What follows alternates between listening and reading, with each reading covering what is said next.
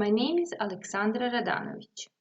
I'm working at the Institute of Field and Vegetable Crops in Novi Sad, Serbia. My work is oriented toward using modern tools in improving oil crops in terms of biotic and abiotic stress resistance.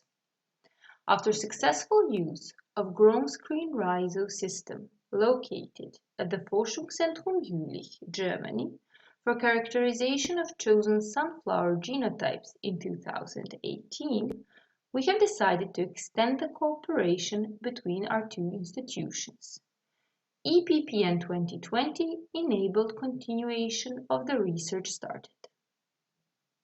Within the project named Utilization of Automated Phenotyping Platform in Examination of Water Sensitivity in Sunflower, Going Deep, we aim at examining mechanisms underlying drought tolerance in sunflower by analyzing both wild and cultivated genotypes. The project is divided into two experiments. The first included identification of the best water stress treatment, while the main experiment in which all chosen sunflower genotypes were analyzed was conducted in the automated GrowscreenRhizo system.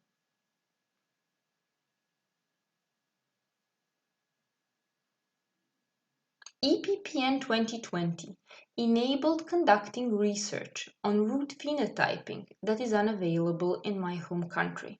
It allowed me to observe what happens below the soil surface, which is impossible to see with the naked eye.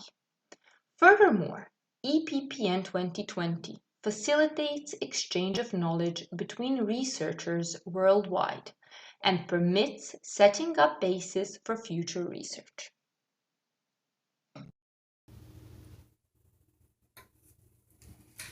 On a personal level, during my stay here at the Forschungszentrum Jülich, I have met researchers not only from Germany, but also other research institutions and form contacts for the future. For all the given reasons, it is imperative to enable access to phenotypic platforms and exchange of researchers across Europe.